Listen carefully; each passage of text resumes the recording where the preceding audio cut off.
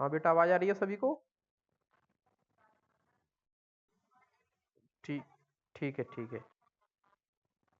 तो Google classroom में मैं ओपन करता हूँ।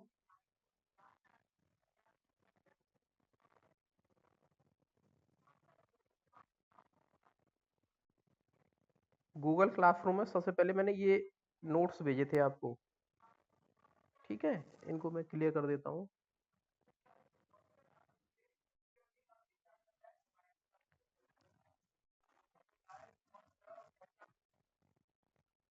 देखिए, सबसे ये ये मैं पहले आपको वीडियोज में और नोट्स में दे चुका हूँ कि कंप्यूटर नेटवर्क होता क्या है। स्विचिंग नेटवर्क में उसकी इवोल्यूशन ऑफ नेटवर्किंग, ये नेटवर्किंग की उत्पत्ति कहाँ से नेटवर्किंग मतलब इंटरनेट बना, ये सब मैं पहले बता चुका हूँ। स्विचिंग बता चुका हूँ, ठीक है। और ये, हाँ, ट्रांसमिशन मीडिया, इसके वीडियो लेक्चर आपने गूगल क्लासरूम पे पढ़े हुए हैं, ये मैंने बता चुका हूँ पहले। गाइडेड अनगाइडेड मीडिया, ठीक है, ये सब मैं आपको ऑलरेडी, ये सब मैं आपको पहले बता चुका हूँ। ये आप वीडियो लेक्चर उस पे हैं, आप देख लेना। Networking devices, modem, wifi card वगैरह, ये आपको ये सब पड़े हुए हैं उधर गूगल क्लासरूम में, देख लें। टॉपोलॉजी हो चुकी है, लोकल एरिया नेटवर्क, ये सब मैं लैन वैन मैन नेटवर्क प्रोटोकॉल्स मैंने लास्ट फ्राइडे को सैटरडे को क्लास में बताए थे। टीसीपी आईपी एफटीपी पीपीपी ये सारे, है ना। जीएसएम ये सब मैं बता चुका। रिमोट लॉगिन, टेलनेट, एचटीटीपी ये बता चुका था। ये सब क्लियर है नहीं क्लियर है आप लोगों को, ये बताओ मुझे। Hello, hello. बेटा, ये पढ़ लिए होंगे ना वीडियोज में लेक्चर जो गूगल क्लासरूम पर है, ये यूट्यूब के द्वारा पढ़े हुए हैं, पढ़ लिए ना आपने? हाँ, एक बार और पढ़ लेना, इंपोर्टेंट है ये। 1G 2G 3G 4, ये 4G जनरेशन क्या होते हैं। WLL वायरलेस लोकल लूप, ये मैंने बताया था, ठीक है। हाँ, GPRS ये सब। वीडियो कॉन्फ्रेंस, अच्छा, ईमेल, ईमेल के प्रोटोकॉल बताए थे आपको। अच्छा जी, ठीक ठीक, ये हो गया वीडियो कॉन्फ्रेंसिंग प्रोटोकॉल, हो गया वॉइस ओवर प्रोटोकॉल। हाँ, यहाँ से बताना था मुझे नेटवर्क सिक्योरिटी कॉन्सेप्ट, ठीक है। तो नेटवर्क जो हम इंटरनेट वगैरह नेटवर्किंग करते हैं, यूज करते हैं, उसकी सिक्योरिटी कॉन्सेप्ट पढ़ते हैं। तो मालवेयर क्या होते हैं? मालवेयर इन्फेक्टेड प्रोग्राम्स होते हैं जो हमारे सिस्टम को डैमेज कर देते हैं। बात समझ में आ रही है? सिस्टम को डैमेज कर देते हैं, उसकी स्पीड को कम कर दे देते हैं। तो वो मालवेयर कहलाते हैं। मालवेयर जितने जो वायरस होते हैं वो हमारे मालवेयर कहलाते हैं। मालवेयर के अंदर कंप्यूटर वायरस, कंप्यूटर वॉर्म और ट्रोजन हॉर्स, ये 3 प्रकार के मालवेयर होते हैं। मालवेयर क्या होते हैं? वायरस होते हैं। लेकिन वायरस में भी ये मालवेयर्स कितने प्रकार के होते हैं? कंप्यूटर वायरस, कंप्यूटर वॉर्म और ट्रोजन हॉर्स। ये आपको दिखाई दे रहा है ना साफ? अब आप समझ लेना कि कंप्यूटर कंप्यूटर अच्छा, दिखाई नहीं दे रहा, कोई दिक्कत नहीं, समझ लो। कंप्यूटर वायरस क्या होता है? वायरस एक इन्फेक्टेड प्रोग्राम होता है बेटा। क्या होता है? इन्फेक्टेड प्रोग्राम होता है, जो प्रोग्रामर के द्वारा ही डेवलप किए जाते हैं ये वायरस। सॉफ्टवेयर डेवलपर होते हैं, उन्हीं के द्वारा ये वायरस डेवलप किए जाते हैं। और जो कंप्यूटर वायरस क्या है? एक इन्फेक्टेड प्रोग्राम है, जिसके द्वारा अगर हमारे ये सिस्टम में आ जाता है। और सबसे बड़ा सोर्स, अगर आपसे कोई पूछता है कि वायरस का सबसे बड़ा सोर्स क्या है, तो वायरस का सबसे बड़ा सोर्स है आपका इंटरनेट। आप इंटरनेट पे कुछ भी डाउनलोड करते हो, अपलोड करते हो, सर्च करते हो, तो वहां से आपका वायरस आपके सिस्टम में आ जाता है, ठीक है। वायरस आ जाता है और जब आप उस पर क्लिक करते हो तो वो एग्जीक्यूट हो जाता है। एग्जीक्यूट होने के बाद उससे आपकी सिस्टम की स्पीड कम हो जाएगी, ठीक है। आपको कोई फाइल अगर आपकी 3 MB 3 MB की है तो आपको वो लगेगी कि 60 MB की है, ठीक है। स्पेस ज्यादा घेरता है। कोई फाइल है, मतलब फाइल का साइज होता है कम, लेकिन दिखाएगा आपको ज्यादा। डुप्लीकेट्स फाइल के नाम आ जाएंगे, डुप्लीकेट्स फाइल बन जाएंगी। किसी फाइल को डिलीट करना चाहोगे तो वो डिलीट नहीं हो पाएगी। स्पीड कम हो जाएगी, परफॉर्मेंस सिस्टम की गिर जाएगी। तो इससे पता चल सकता है, आप कर सकते हो कि सिस्टम में वायरस आ गया। इसमें थोड़ा जो मैंने नोट्स भेजे हैं, इसमें थोड़ा प्रॉब्लम है।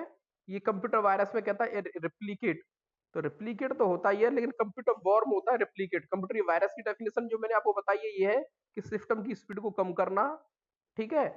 फाइल्स को डैमेज करना, एक फाइल की एक फाइल की कई कॉपी बन जाती है ना? एक फाइल कई नाम से सेव हो जाती है, डिलीट करना चाहोगे तो डिलीट नहीं होती फाइल, तो ये कंप्यूटर वायरस कहलाता है। सबसे बड़ा सोर्स इंटरनेट होता है। एक होता है कंप्यूटर वॉर्म। कंप्यूटर वॉर्म क्या होता है? कंप्यूटर वॉर्म भी एक वायरस होता है, मालवेयर होता है, लेकिन ये क्या करता है? ये रिप्लिकेट करता है इटसेल्फ को। ये रिप्लिकेट इटसेल्फ यानी कई कॉपीज क्रिएट कर लेता है अपने आप पे। 2 की 4, 4 की 8, 8 की 16, 16 की 32, 32 की 64 की 128, 128 की 256।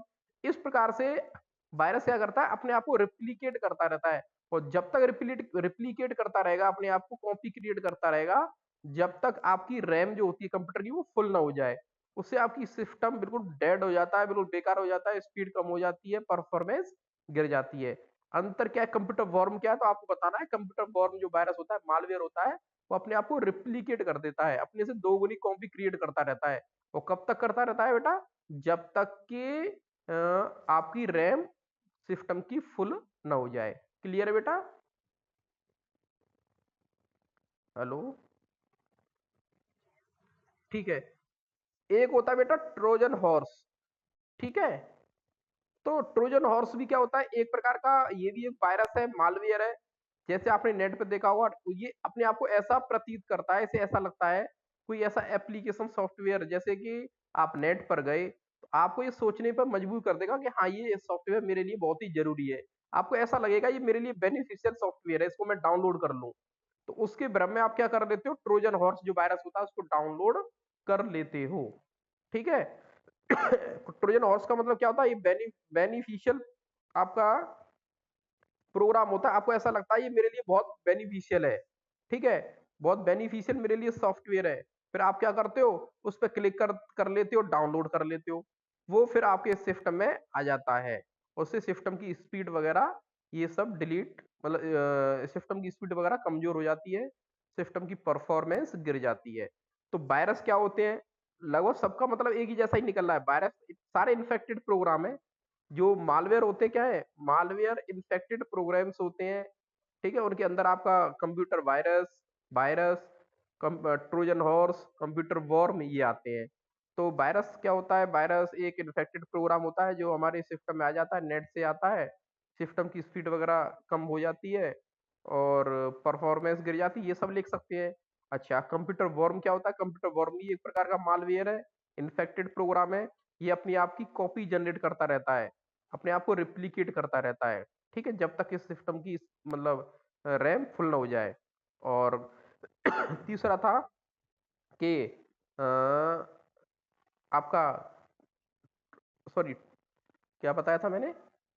एक मिनट। हाँ, computer virus, trojan horse. Trojan horse क्या होता है? ट्रोजन हॉर्स एक प्रकार का मालवेयर होता है, ये भी एक वायरस होता है। लेकिन आपको ऐसा लगता है इंटरनेट पे आप सर्च करते हो कुछ, ये सॉफ्टवेयर मेरे लिए बहुत जरूरी है, इंपोर्टेंट है, आपको ऐसा लगेगा कि ये मेरे लिए बहुत इंपोर्टेंट है, तो आप उसे डाउनलोड कर लेते हो। ध्यान रखना, वायरस कब तक, जब तक आप वायरस को उस पर फाइल पर क्लिक नहीं करोगे, तब तक वायरस सिस्टम में पड़ा रहता है। जैसे उसको क्लिक कर देते हो, वो एग्जीक्यूट हो जाता है। एग्जीक्यूट होने के बाद वो सिस्टम की परफॉर्मेंस को डाउन करना शुरू कर देता है। ठीक है? स्पैम, स्पैमिंग या स्पैम क्या होता है? It is any kind of unwanted online communication. जब आप क्या करते हो? इंटरनेट यूज करते हो, ठीक है, और मेल वगैरह यूज करते हो, तो आपके मेल में स्पैम आता है ना, स्पैम का एक ऑप्शन आता है ना बेटा?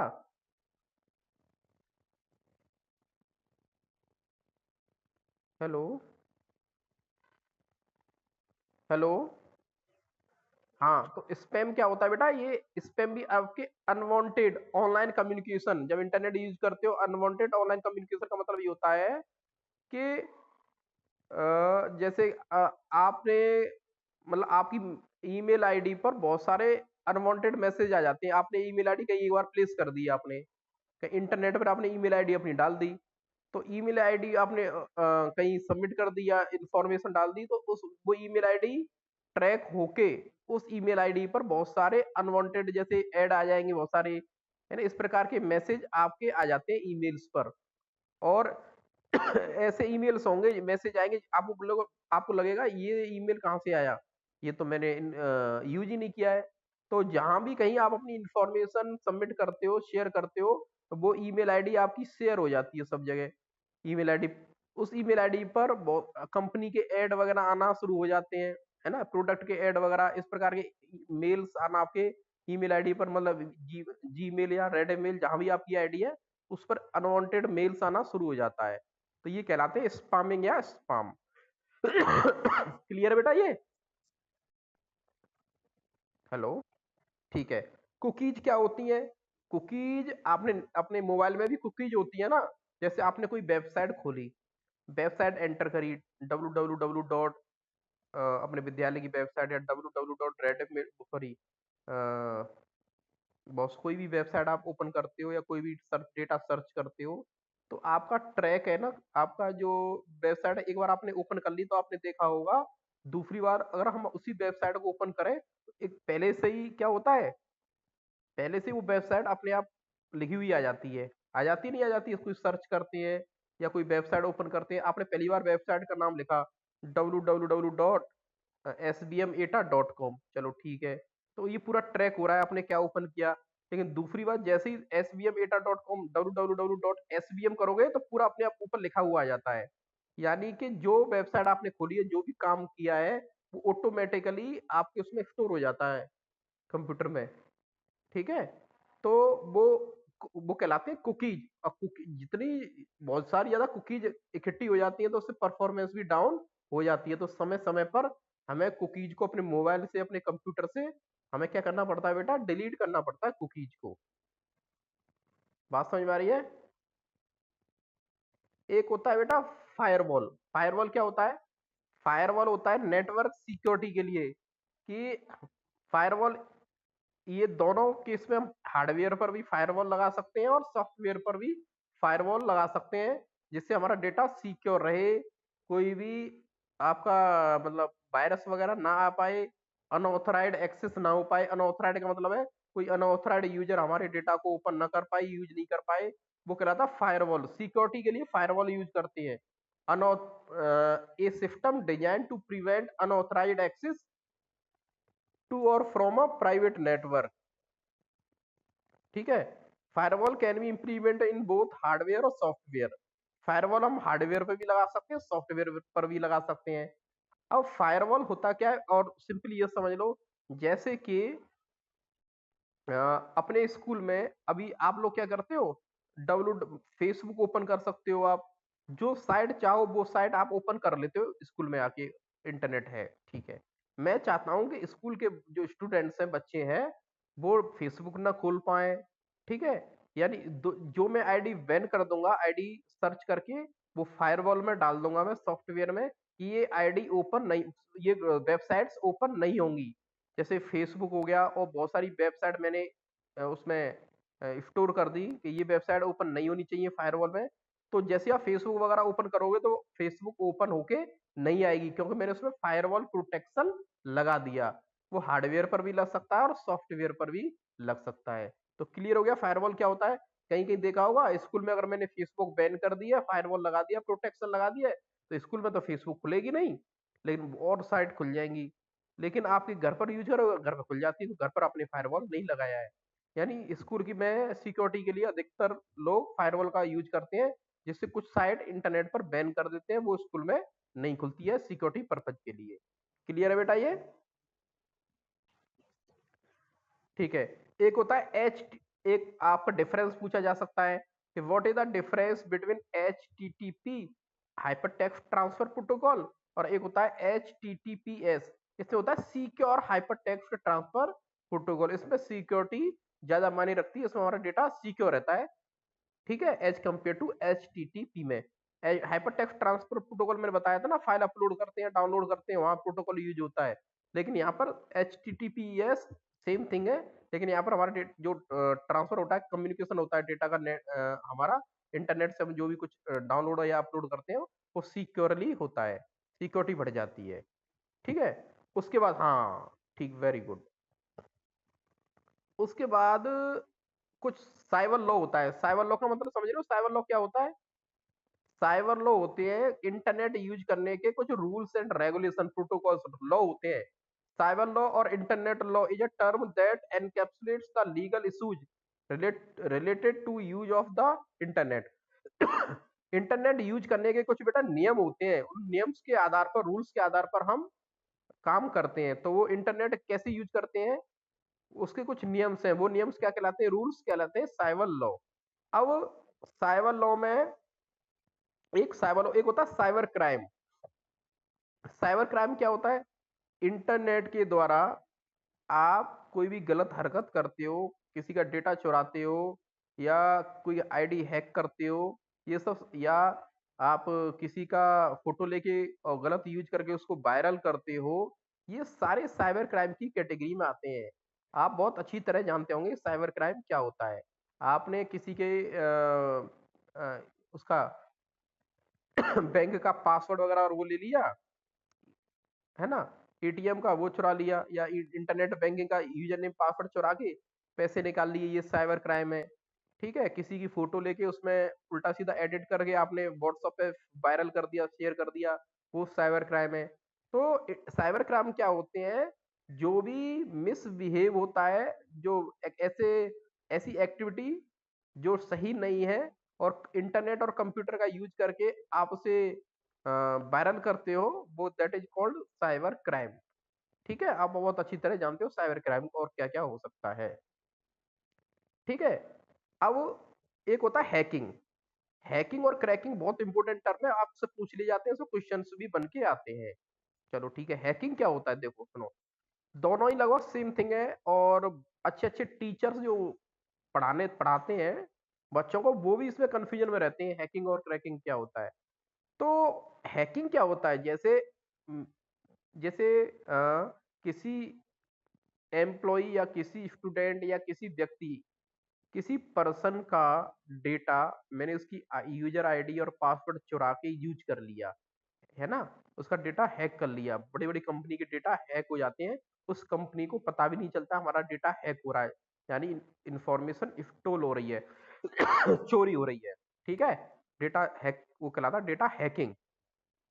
हैकिंग जो हैकर्स होते हैं बेटा, वो आपके लीगल नहीं होते हैं, वो कैसे होते हैं, इलीगल होते हैं। ठीक है, जैसे मैं हूं, मैंने क्या किया कि मैंने किसी की आईडी हैक कर ली, हैक करके उसका पूरा डेटा इंफॉर्मेशन मेरे पास आ रही है और उसका मिस यूज मैं कर रहा हूँ।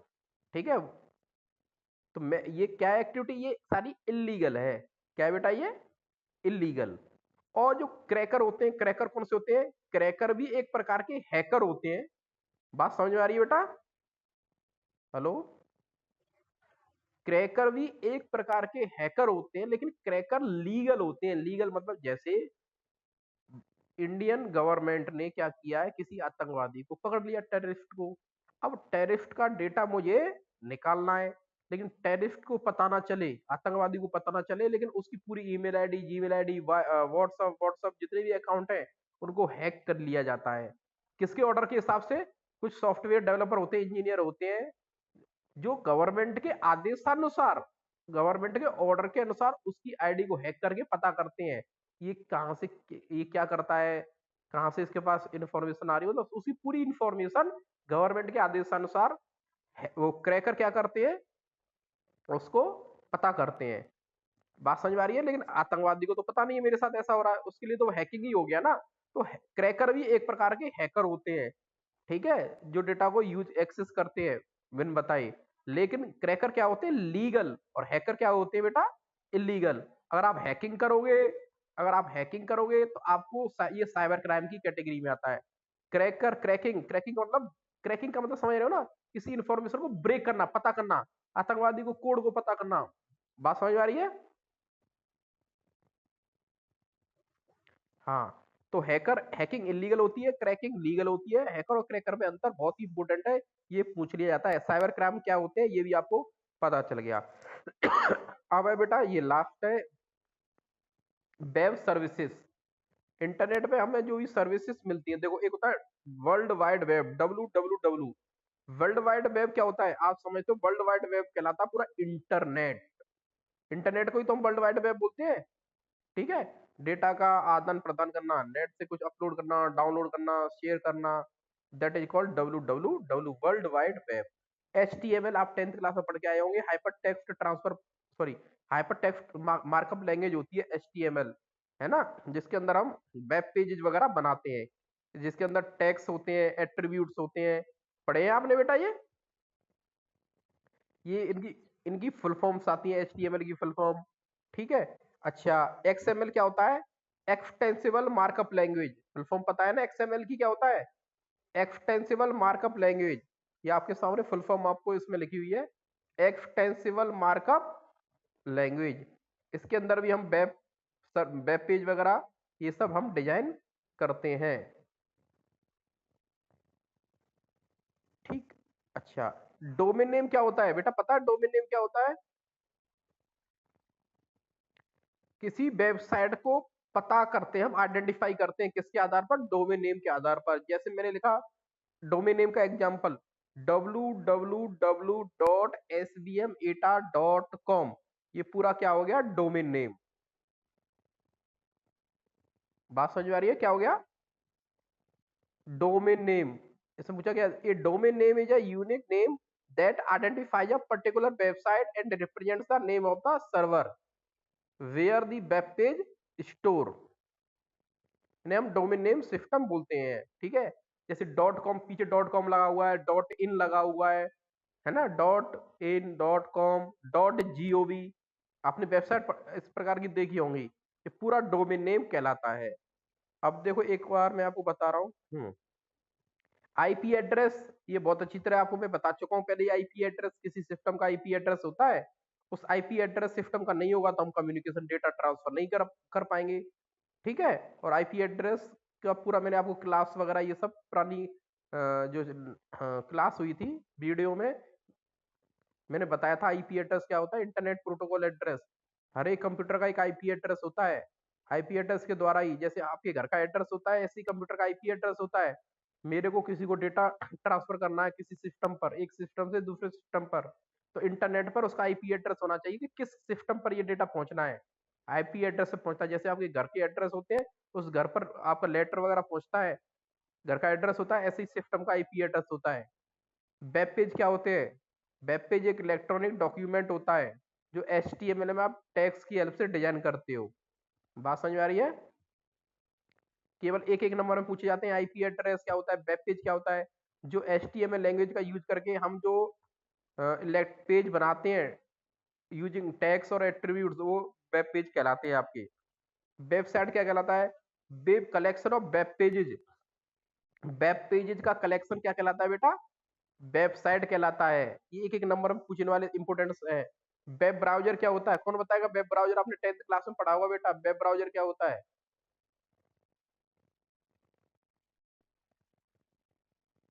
बताइए बेटा, वेब ब्राउजर कौन बताएगा?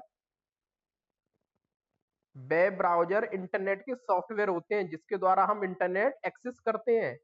नहीं आई बात समझ में? इंफॉर्मेशन सर्च करना, जैसे Google Chrome, Mozilla Firefox, internet explorer, ये सारे क्या हैं? वेब ब्राउजर्स हैं। बात समझ में आ रही है ना? ठीक है बेटा।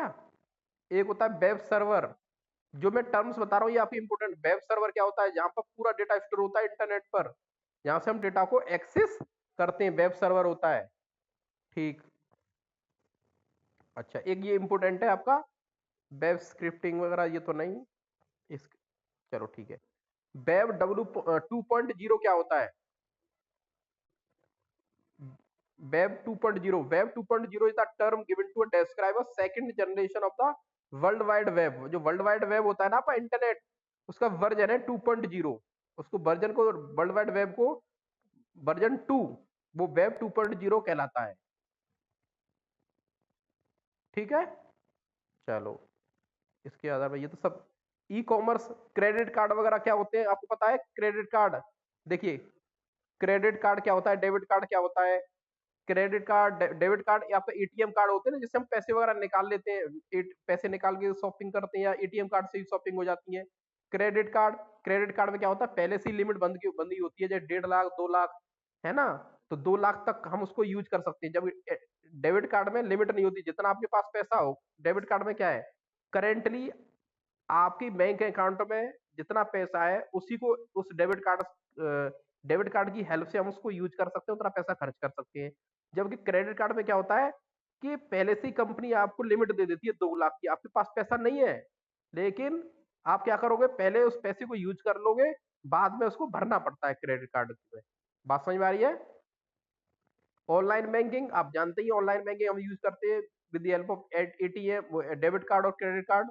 मोबाइल बैंकिंग में हम अपना बैंक का यूजर नेम पासवर्ड वगैरह, एटीएम की आईडी वगैरह ये स्टोर करके मोबाइल बैंकिंग नेट बैंकिंग कर लेते हैं, अपना आईडी पासवर्ड डाल के बना लेते हैं और शॉपिंग करते हैं। मोबाइल वॉलेट, अब तो मोबाइल में वॉलेट भी आ रहे हैं, वॉलेट में अपने अकाउंट से पैसे हम सबमिट कर लेते हैं। उस जैसे पेटीएम है, पेटीएम भी तो एक वॉलेट है ना? पेटीएम की हेल्प से हम ऑनलाइन शॉपिंग वगैरह कर सकते हैं और ये सब। देखिए मोबाइल वॉलेट कौन कौन से, पेटीएम है, मूवी क्विक है, फ्री चार्ज है, एयरटेल मनी, स्टेट बैंक बड़ी, फोन पे, ये सारे वॉलेट होते हैं।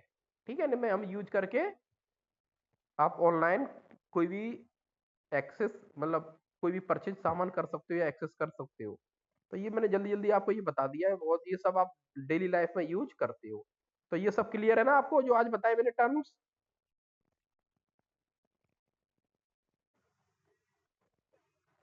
हेलो, ये कौन बोला? यस सर, धीरे। क्यों बेटा? ऐसा करना, ये नोट्स आपके पास पहुंच गए ना गूगल क्लासरूम में, आपने देखे या नहीं देखे ये बताओ मुझे। ठीक है, एक बार मैं फिर क्लियर कर देना चाहता हूँ कि मान लो मैंने इंटरनेट पे नोट्स डाल दिए, मैंने आपको समझा दिए, ठीक है, अच्छी बात है ये तो। नहीं, जैसे ही स्कूल ओपन होंगे ना बेटा, ये पूरा शुरू से रिवाइज कराया जाएगा जल्दी जल्दी। बात समझ में आ रही है ना? चाहे कोई भी सब्जेक्ट हो, फिजिक्स हो, केमिस्ट्री हो, मैथ्स हो, तो ये पूरा रिवाइज कराया जाएगा। तो ये मत समझना कि जो करा दिया सर ने तो हमें, जो रह गए बच्चे हमें समझ में नहीं आया या पता ही नहीं चला कब करा दिया सर ने। क्योंकि मान लो 10-15 बच्चे क्लास में जुड़ते हैं, बाकी क्या करते हैं, उनका भी ध्यान रखना पड़ेगा। तो एक बार जैसे 15 तारीख के बाद विद्यालय स्कूल ओपन होते हैं, तो ये जैसे मैं सेकंड यूनिट शुरू से आपको जल्दी जल्दी रिवाइज कराऊंगा और इम्पोर्टेंट क्वेश्चंस बताऊंगा कौन कौन से आते हैं। ठीक है, तो उसकी फिक्र मत करना आप, केवल नोट्स बनाना आप। तो ये सेकंड यूनिट के लिए, अच्छा, ये नोट्स थे। वीडियो कॉन्फ्रेंसिंग क्या होती है पता है ना? एक से अधिक लोग आपस में कम्युनिकेट हो जाते हैं, वो वीडियो कॉन्फ्रेंसिंग होती है, वीडियो कॉल। चलो, अब देखो क्वेश्चंस देखो जरा, ये अगर आपने ये क्वेश्चंस भी तैयार कर लिए तो ये समझ लो ये चैप्टर पूरा तैयार हो गया। ठीक है, फिर और मैं आपको बताऊंगा।